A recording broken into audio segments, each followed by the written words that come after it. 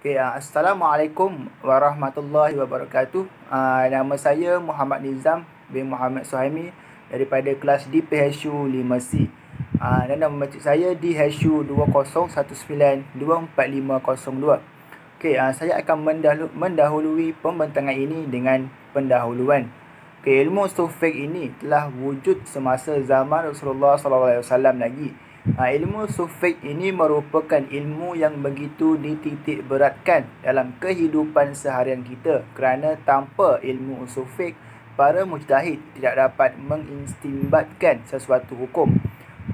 Dengan ilmu usul fiqh juga, para mujtahid dapat dipelihara daripada menyimpang daripada kehendak syarak yang sebenar semasa memberi hukum bagi setiap permasalahan dalam syariat Islam.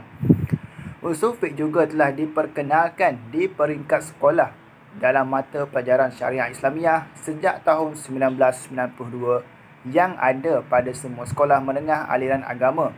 Namun, di peringkat Institut Pengajian Tinggi IPT pula diperkenalkan dengan nama Syariah serta Pengajian Islam.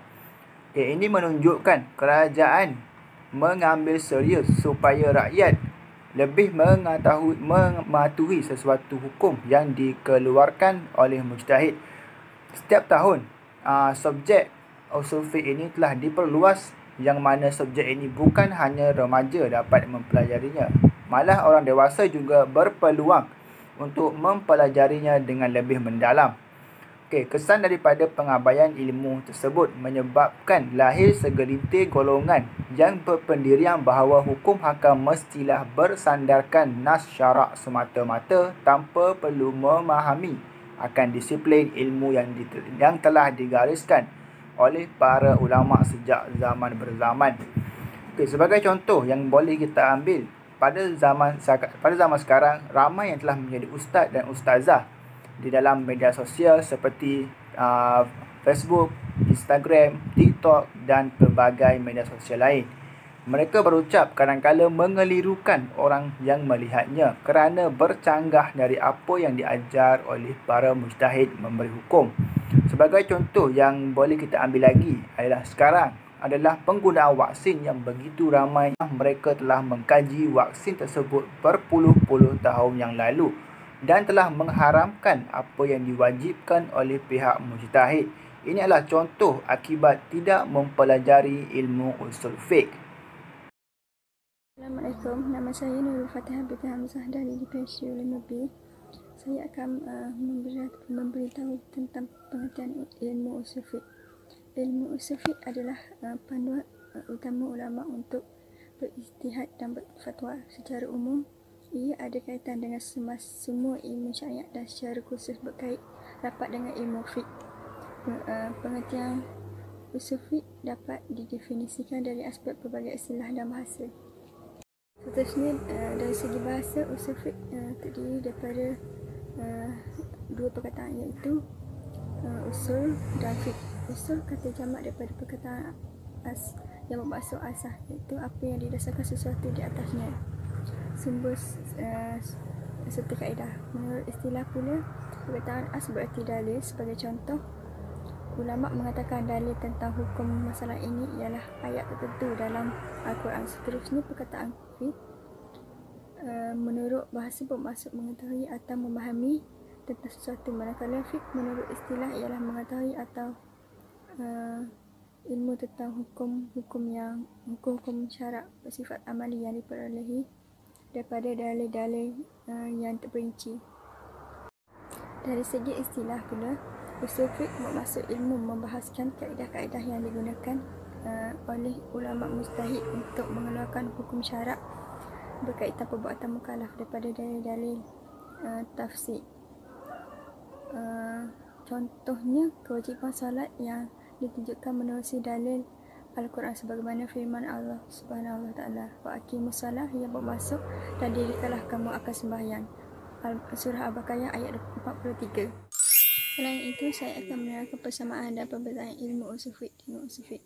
Usul dengan fiqh adalah dua perkara yang tidak dapat dipisahkan, kerana apabila ada fiqh sebenarnya ada usul, namun ia juga mempunyai persamaan dan perbezaan juga.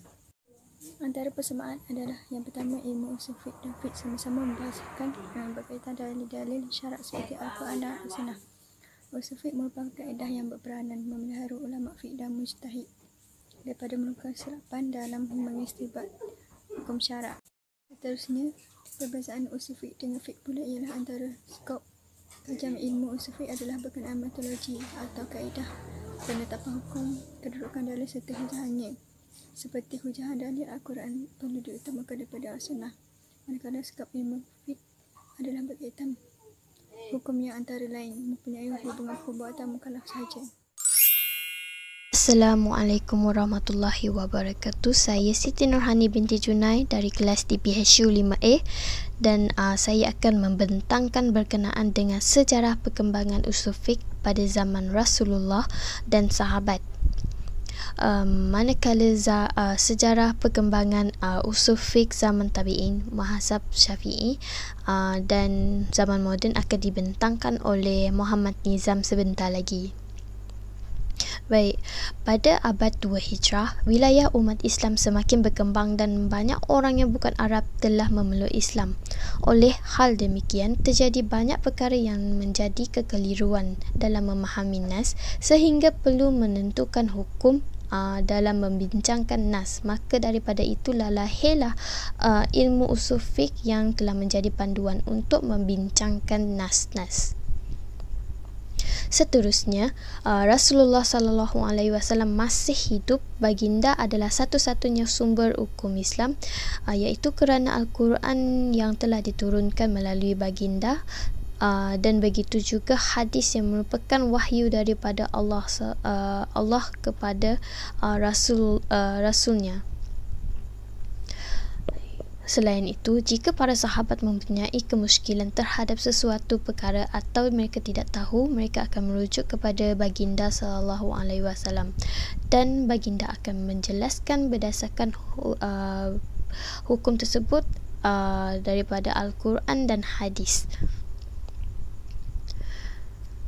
Terdapat juga kalangan sahabat yang tidak dapat merujuk kepada Rasulullah dan dibenarkan melakukan berijtihad disebabkan jarak lokasi mereka yang jauh daripada Rasulullah SAW, iaitu Mu'az bin Jabal yang telah diutuskan ke Yaman untuk menjadi gubernur.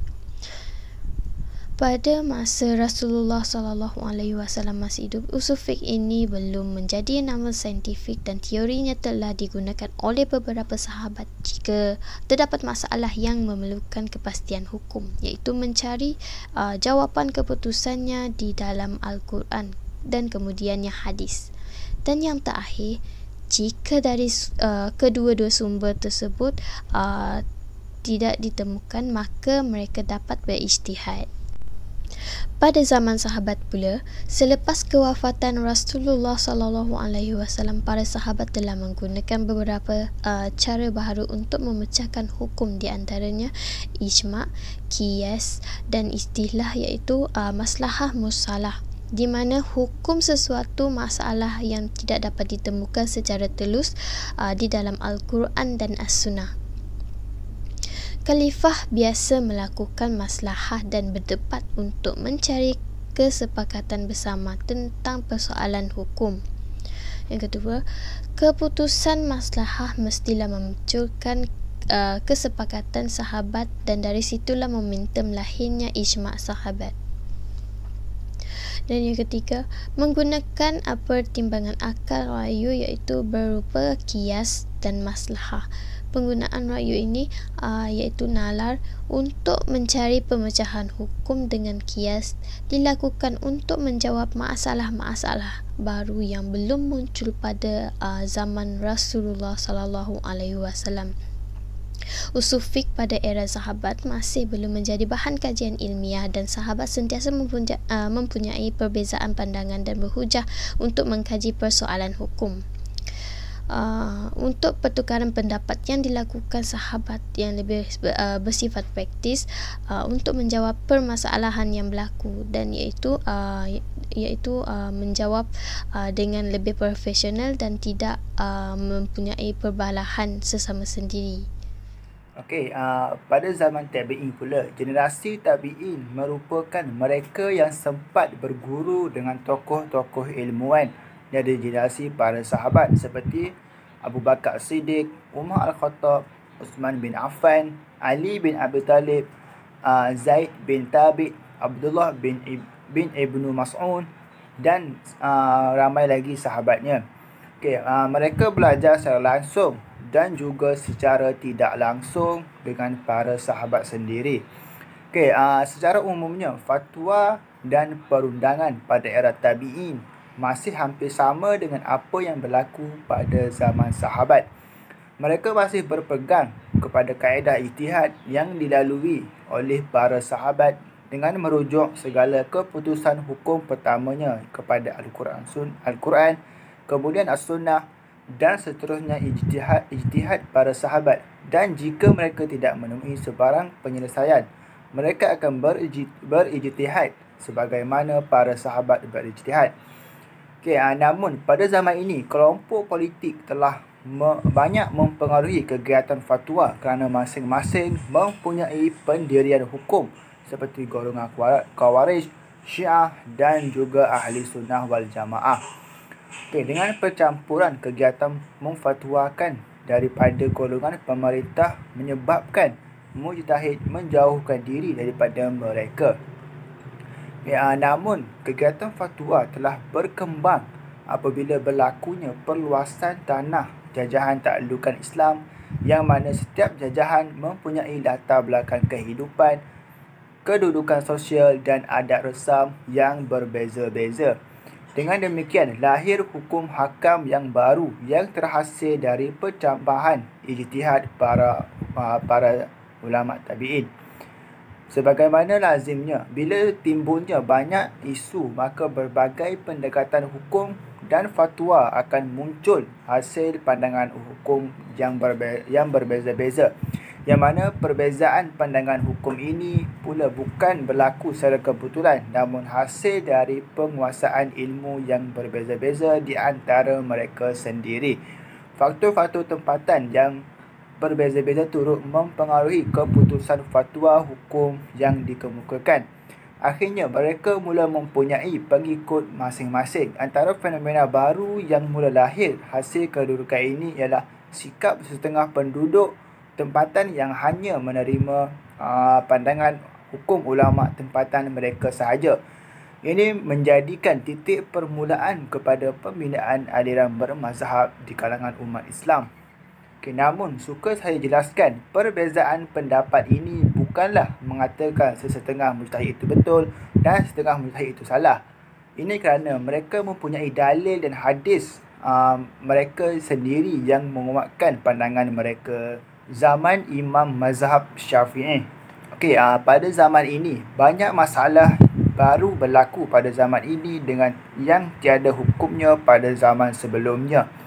Ulama mula menyusun kaedah-kaedah tertentu yang dinamakan ilmu usul fiqh untuk dijadikan landasan kepada ijtihad mereka. Ini berlaku pada akhir kurun kedua Hijrah kerana bilangan umat Islam yang bertambah ramai juga menyebabkan pencampuran antara orang Arab dan juga orang bukan Arab. Kesannya, penguasaan bahasa Arab di kalangan orang Arab sendiri menjadi lemah. Muhammad bin Idris, iaitu Imam Syafi'i yang merupakan bapa kepada ilmu usul fiqh.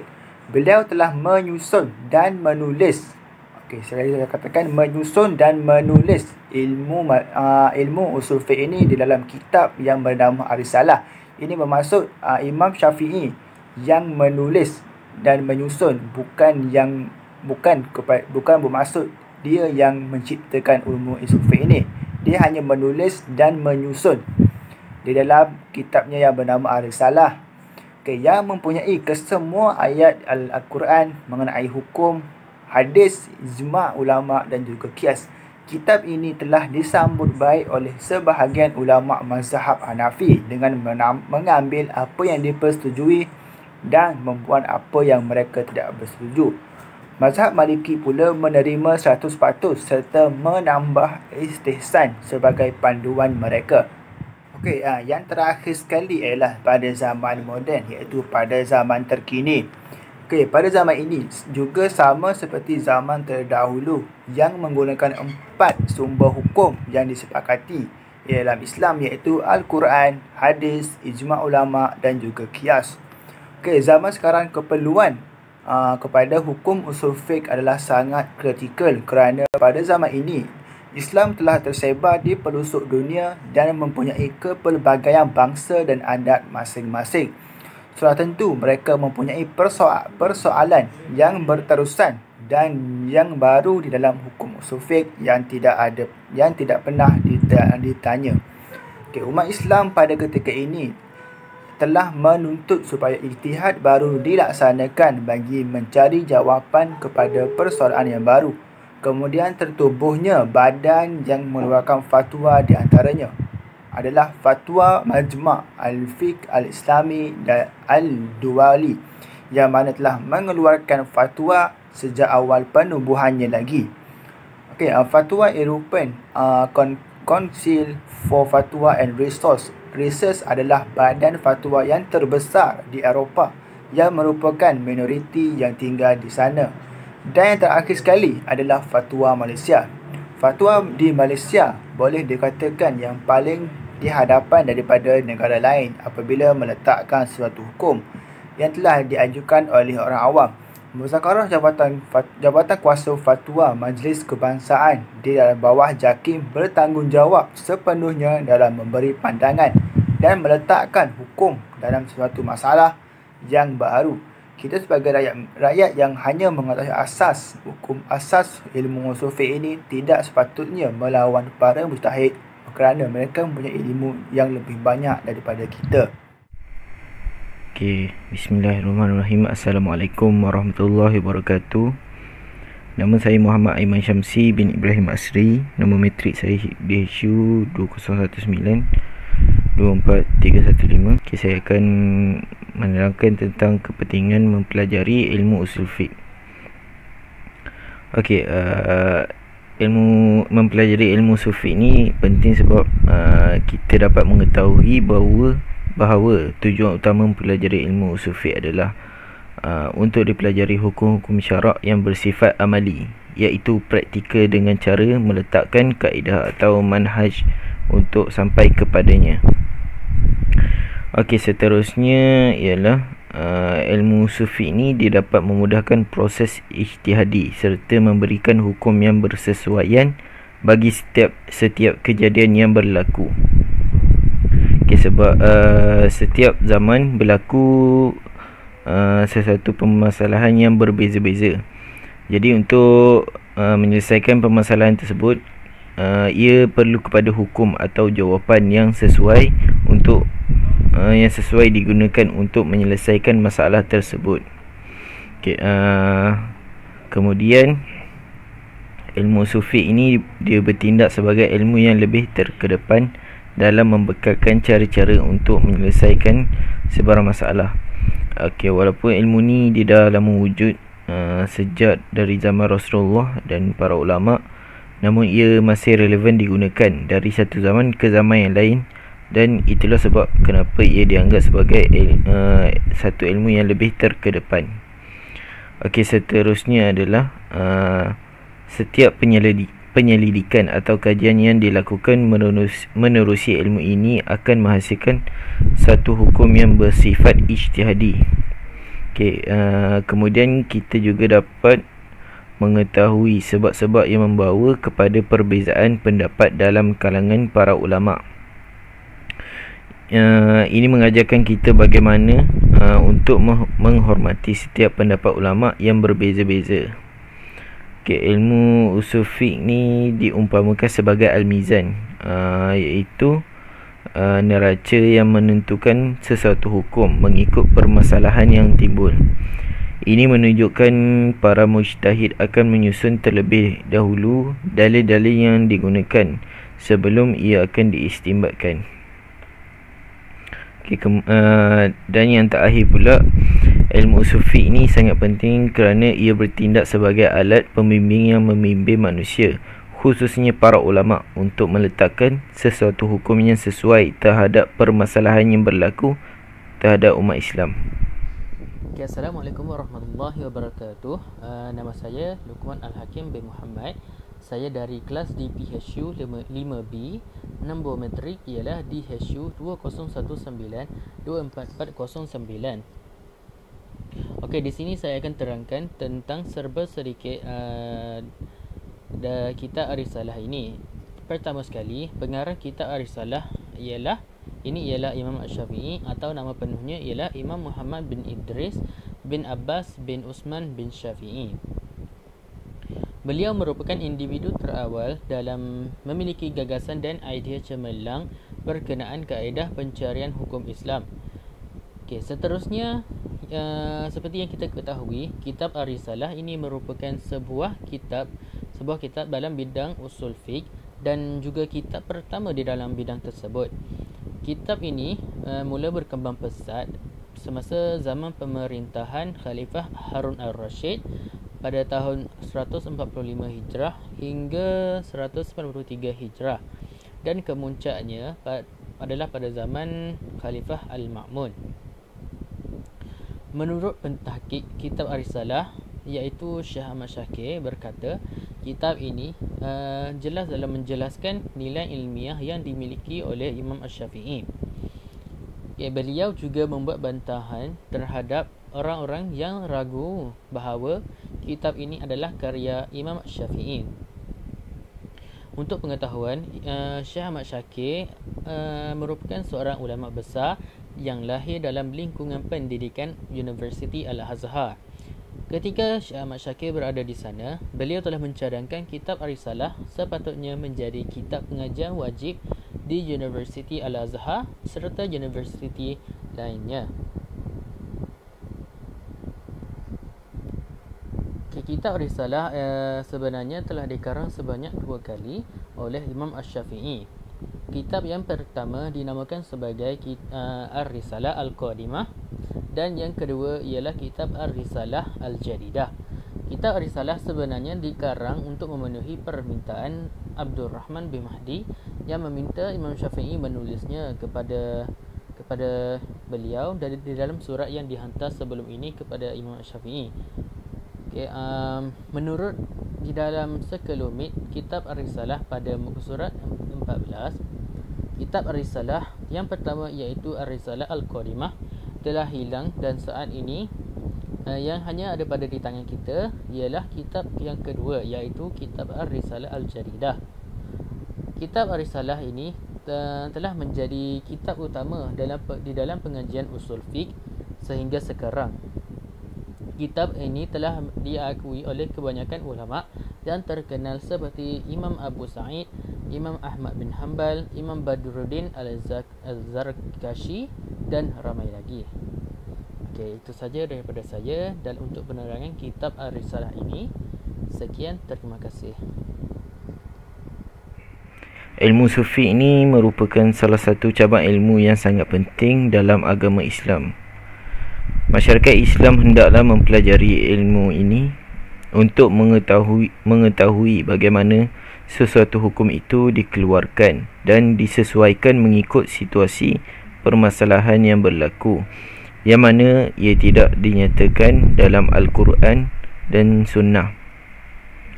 Setiap masalah yang berlaku memerlukan jawapan yang tepat, iaitu jawapan yang mempunyai fakta yang jelas, yang tidak mudah disangkal oleh mana-mana pihak.